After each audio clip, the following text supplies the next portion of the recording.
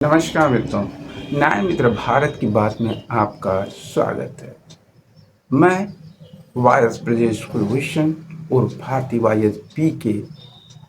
आज की चर्चा में हमारा विषय है कर्मकांड, पाखंड और सनातन संस्कृति का उपयोग वर्सेस दुरुपयोग। हम भारतीय सनातन संस्कृति और भारत और भारतीयता वर्सेस हिंदू राष्ट्र, हिंदू धर्म। ये कैसी विडंबना है जब भारत के जन्मदिन को भी डिसाइड करने की स्थिति में नहीं है। 5000 वर्ष से पुराना भारत की भारतीयता और उसकी सनातन संस्कृति रही है, जिसकी सनातन शब्द का अर्थ ही प्रजातंत्र है, जिसके शब्द वाक्य के अर्थ में ही प्रजातंत्रिता का धर्म छुपा हुआ है, कंसिस्टेंसी का कॉन्सेप्ट छुपा हुआ है। कोई भी प्रजातांत्रिक मूल्य तब तक जिंदा नहीं रह सकता जब तक उसकी आत्मा का स्वरूप में कंसिस्टेंसी जैसे शब्दों की धर्मिता ना स्थापित हो। क्या ये सच नहीं? भारतीय संविधान किस फार्मूले के बेस पर उसके मौलिक अधिकारों को आज तक मेंटेन किया जा रहा है? वो कंसिस्टेंसी है, वो कंसिस्टेंसी है, वो निरंतरता का धर्म है। वो उसे बनाए, उसके मौलिक चरित्रों को बनाए रखने के अस्थायी चरित्र हैं, उसी को तो सनातन कहते हैं। यदि हम संविधान के चरित्र की बात करें तो संविधान की जो संस्कृति है वो सनातनी है, और गीता उस सनातनीता का सबसे बड़ा उद्घोषक है।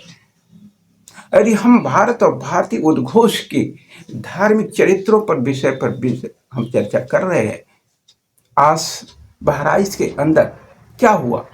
भारतीय सनातन संस्कृति के अंदर जगत जननी माता को परमपूर्ण सृष्टि का जगत जननी कहा जाता है।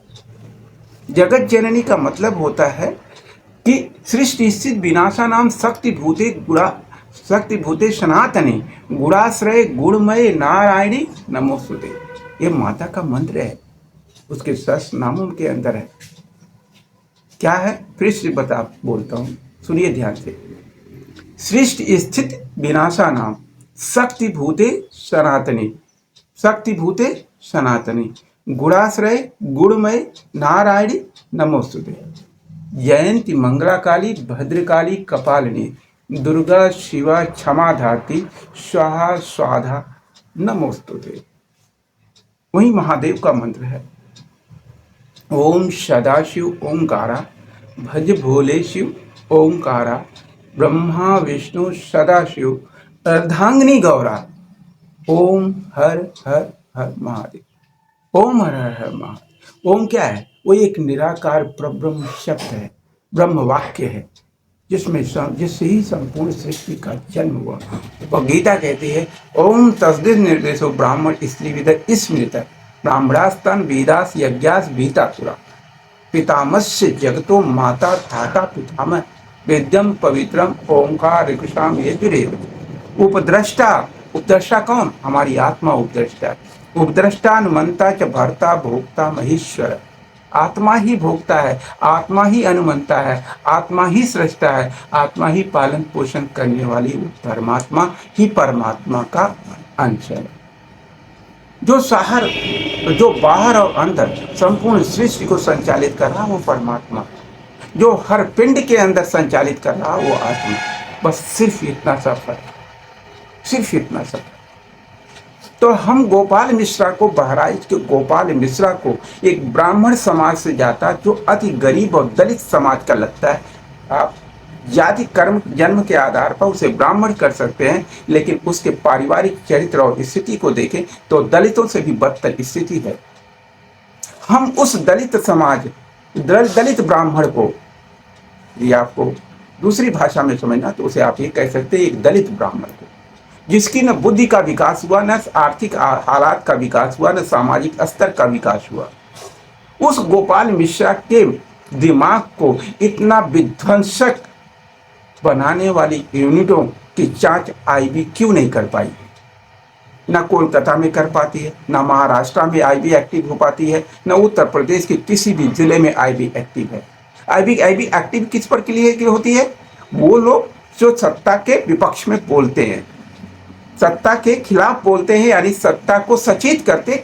सत्ता कोई दुश्मन नहीं होती है, सत्ता सबकी पालक है, सबका संरक्षक है, सत्ता सत्ता सबकी पोषक है, सत्ता भारतीयता की आन बान शान है।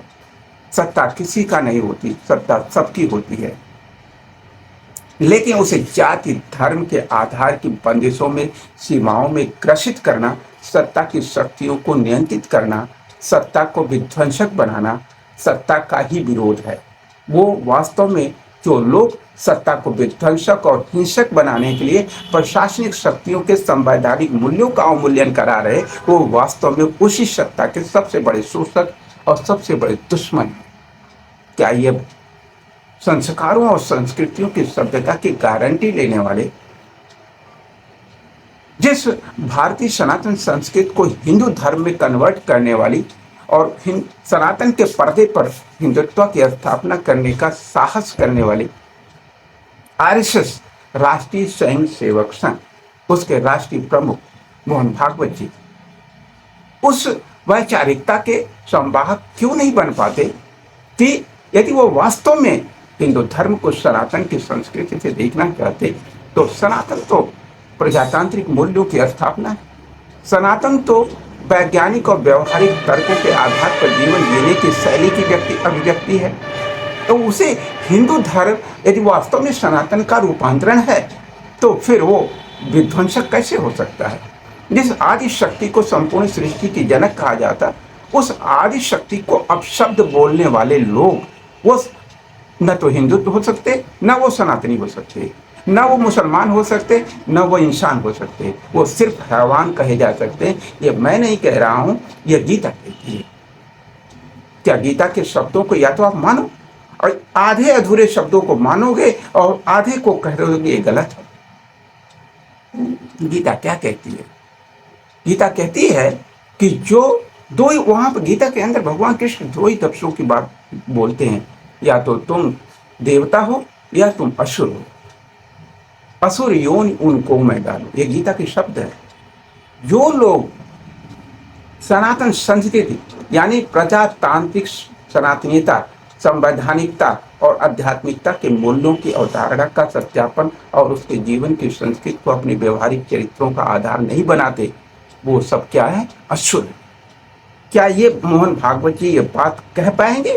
क्या वास्तव में सनातन संस्कृति का यही चरित्र नहीं कि वो विध्वंसक चरित्र जो हिंदू धर्म के नाम पर स्थापित हो गई और गोपाल मिश्रा की बलि चढ़ाई गई खुद हिंदुओं द्वारा, हिंदुओं के पाखंडी वहां पर धर्माधिकारियों द्वारा, जिन्होंने पूरी प्लान के तौर पर बलि देने की तैयारी किया था गोपाल मिश्रा की। आईबी ने ये रिपोर्ट सरकार को नहीं दिया तो पूरी आईबी संस्था को या तो खत्म कर दिया जाए या आईबी संस्था को इस तरह से ट्रेन किया जाए, उसकी ट्रेनिंग व्यवस्था को चेंज किया जाए।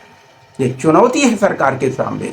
यदि वास्तव में आप सरकार की व्यवस्थाओं को जमीन पर न्यायपूर्वक उतारना चाहते हो, प्रजातांत्रिक मूल्यों को बनाए रखना चाहते हो, धार्मिक संवैधानिक और प्रजातांत्रिक मूल्य जो सनातन संस्कृति का आत्मा है, जो लोग बरगलाते हैं कि यह धार्मिक है, यह धार्मिक नहीं है, वह तोड़ने के लिए आपकी ही शक्तियों का दुरुपयोग करने के लिए आपके ही हथियारों में अपने हथियार लेकर उसका कवर अप करने कर हिंदुत्व सनातन संस्कृति के हथियार को कवर अप करके उसे पाखंडी बनाया गया, उसे कर्मकांडी बनाया गया, उसे दोषपूर्ण हिंसक बनाया गया।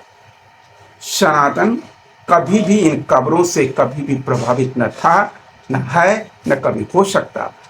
कुछ षड्यंत्रकारी शक्तियां हिंदुत्व का, जो एक फारसी शब्द है, फारसी डिक्शनरी का शब्द है, उसे कवर अप करके अपनी संस्कृति, गुलाम संस्कृति को, जो अंग्रेज नहीं, जो मुगल नहीं, बल्कि उन दोनों के बीच की एक हाइब्रिड संस्कृति, उसे हिंदुत्व कहा और भारत की और भारतीयता को और सनातनीयता, इन तीनों पर हमला कर रहे हैं।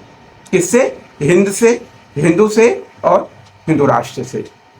यदि भारत भारतीयता और सनातनीयता की आध्यात्मिकता और संवैधानिकता को, इन पांचों तत्वों को बचाए रखना है, तो हमें ये जो हाइब्रिड कल्चर करके भारत को विध्वंसक बनाने का चरित्र स्थापित किया जा रहा है, भारत कभी विध्वंसक का प्रणेता नहीं रहा। वो वसुधैव कुटुंबकम के चरित्र का संस्थापक वो भारत है। वो भारतीय संस्कृति सबको एक साथ लेकर चलने वाली संस्कृति है। सनातनीयता का अर्थ है कंसिस्टेंसी। आत्मा सनातन है, यानी आत्मा कंसिस्टेंट है, उसे तुम मार नहीं सकते। नैनम छिदन सहस्राणी नैनम दहति पावक ना चैनम कलन दापो ना शोषित मारुत। हर मृत्यु के बाद, शरीर की मृत्यु के बाद, यह बात हर निमंत्रण पत्र पर लिखवाया जाता। क्यों लिखवाया जाता? लेकिन उसका अर्थ किसी को नहीं बताया जाता। यदि वास्तव में लोग उसके अर्थ को जानते तो ये निमंत्रण पत्र ही न बांटते। नहीं, ये वास्तव में ये जो मरने के बाद प्रीत भोज, वो भोज मनाया जाता है, उसके मरने के दुख का भोज मनाने के बजाय उसके जाने के सौभाग्य के कारणों को मनाया जाता, उसे व्यवहारिक जीवन में उसके मायने को उतारने की प्रेरणा दी जाती। लेकिन नहीं, वो तो हमें वो करना नहीं है ना। हमें तो समाज को तोड़ना और उसे गुलाम बना करके अपने गुलामी की संस्कृति को स्थापित करना और अपना एक ही राजतंत्री व्यवस्था स्थापित करना। मोहन भागवत जी को और आदरणीय बीजेपी की जो सरकार चल रही है, तो उसके मुखिया आदरणीय योगी आदित्यनाथ जी को ये बताना चाहिए पूरे भारत को कि क्या हिंदू धर्म और सनातन धर्म के बीच में ये षड्यंत्रकारी शब्दों का उपयोग क्यों होता है। क्या माँ मुसलमान की बटी हुई है क्या? सिख की माँ बटी हुई है क्या? ईसाई की माँ बटी हुई है क्या?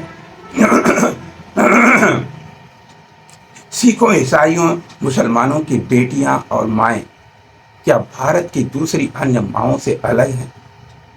उन माओं को माओं का सम्मान नहीं मिलना चाहिए।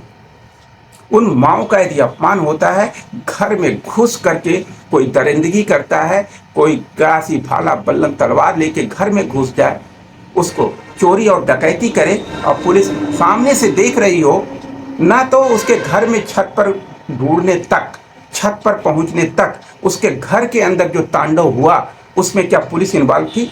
क्या उसके पीछे पुलिस ने गोपाल मिश्रा को फॉलो अप किया? वहां पर खड़ी हुई पुलिस को आजीवन कारावास क्यों नहीं होना चाहिए? जो सारी पुलिस व्यवस्था, वहां के डीएम, वहां के एसपी को तत्काल देशद्रोह के अंदर आजीवन कारावास की मुकदमा क्यों नहीं एफआईआर दर्ज होना चाहिए? वहां के आईबी इंस्पेक्टर और आईबी हेड को तुरंत एफआईआर दर्ज क्यों नहीं होना चाहिए? राष्ट्रद्रोह का ये क्यों सरकार नहीं कर पाती? क्यों सरकार कहती है कि हम बहुत बड़ा एक्शन लेंगे? क्या लोगे? लोगों की हत्याओं के बाद तुम क्यों एक्शन लेते हो? लोगों की हत्याओं से ना हो उसके लिए तुम पहले से व्यवस्थाएं, आईबी जैसे सेक्टर को, आईबी को और स्ट्रांग बनाने के लिए सरकार ने आज तक कौन सी सुविधाएं प्रोवाइड किया है? उत्तर प्रदेश की पुलिस को समाजवादी पार्टी की सरकार के अंदर 112 से लेकर 108 से लेकर 109 तक कि जो भी सुविधाएं प्रोवाइड की गई, संस्थाएं प्रोवाइड की गई, जो शक्तियां प्रोवाइड की गई, उसे भी निष्क्रिय बना दिया गया। क्या यह किसी पार्टी का पक्षपात है या अपने खुद के संवैधानिक मूल्यों और दायित्वों के बीच का मूल्यांकन होना चाहिए? आपको विचार करना चाहिए। मैं समझता हूं किसी भी राजनीतिक दल को पक्षपात से दूर हट करके, निष्पक्षता की कसौटी पर कस के, संवैधानिकता के दायरे में रह करके जो वहां पर कांड हुआ है वो सबसे बड़ा किसी का फेलियर है, तो वो आईबी का है। सबसे बड़ा फेलियर पूरी पुलिस प्रशासन तंत्र का सरकारी तंत्रों से मिल करके यदि मिल गया और वो वहां पर वो तांडव होने दिया, तो सबसे पहला एफआईआर वहां के एसपी और एसपी सिटी और वहां के जो है जो जिलाधिकारी हैं, वहाँ के जो थानेदार हैं और पूरे थाने के पुलिस पर राष्ट्रद्रोह का मुकदमा चलना चाहिए। तब हम समझते हैं कि यह सरकार निष्पक्षतापूर्ण कार्य कर रही है। और एक बार आप किसी भी एरिया में ऐसी दुर्घटनाओं के लिए, ऐसी हिंसक परिस्थितियों के लिए। कितनी नॉनसेंस सोच है। आपको जुलूस निकलवाना है, आपको ये नहीं पता कि ये जुलूस जो निकलेगा वो एक धार्मिक जुलूस है, किसी सांप्रदायिक दंगे के पॉइंट आपको अब पता है कि इन पॉइंट सेंसिटिव एरिया हैं, यहाँ पर ये लोग बदतमीजियाँ किए, तो क्या उसके पैरामीटर नहीं बनने चाहिए थे कि आप किसी मुस्लिम एरिया से जब गुजरेंगे, उनके किसी सांप्रदायिक टेम्पल के या मस्जिद के पॉइंट से गुजरेंगे, तो आपको आपके एटीट्यूड, आपके एक्शन, आपके गाने के सॉन्ग की ट्यून कितनी वॉल्यूम पर होनी चाहिए और किस तरह के गाने, जिससे कि वो खुद आपके संस्कारों से प्रभावित हो सके। यदि आप मुसलमानों को हिंदू बनाना चाहते हो तो मुसलमानों के सामने एक ऐसा पैरामीटर, ऐसा स्टैंडर्ड, ऐसा भ्रातृत्व, ऐसा भाईचारा, ऐसी सहभागिता का चरित्र स्थापित करना चाहिए जिससे वो मुसलमान, जिन मुसलमानों से आप नफरत करते हो, वो आपसे प्रभावित होकर, क्योंकि वो पहले भी भारतीय थे, भारत की सनातन संस्कृति से वो जन्मे मुसलमान असली भारतीय हैं। वो कन्वर्टेड मुसलमान हैं, वो ओरिजिनल मुसलमान इंपोर्टेड नहीं है आपकी तरह से। आप हाइब्रिड सोच के हो, लेकिन वो जिन्हें आप मुसलमान कहते हो वो ओरिजिनल भारतीय हैं। उन्हें भारत में रहने का संवैधानिक मौलिक अधिकार है।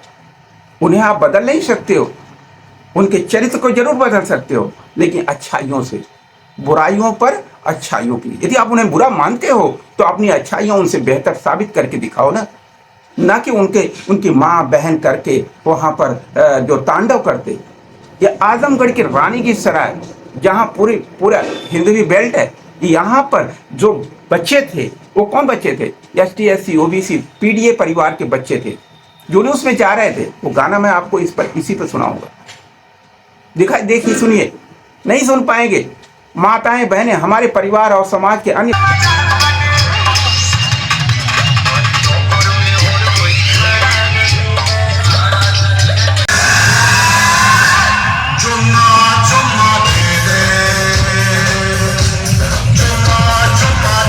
परिवार के लोग कह रहे थे ये गाने माता के लिए बज रहे हैं या अय्यासी के बज रहे हैं।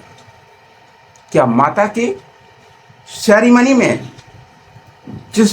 जिनकी मूर्ति का संस्कार करने जा रहे हैं उसकी सेरेमनी में बजा क्या गाने गाएंगे? वो किस पर डांस करेंगे?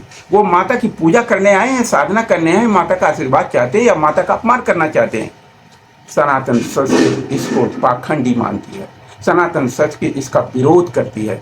सनातन संस्कृति में भगवत गीता इसका सबसे बड़ा विरोधी है। क्या या तो आप भागवत गीता को सनातन संस्कृति का हिस्सा मानते हो या बिल्कुल नहीं मानते हो? यह मोहन भागवत को तय कर लेना चाहिए, फिर अपने हिंदू एजेंडे की सीमा रेखा तय करनी चाहिए।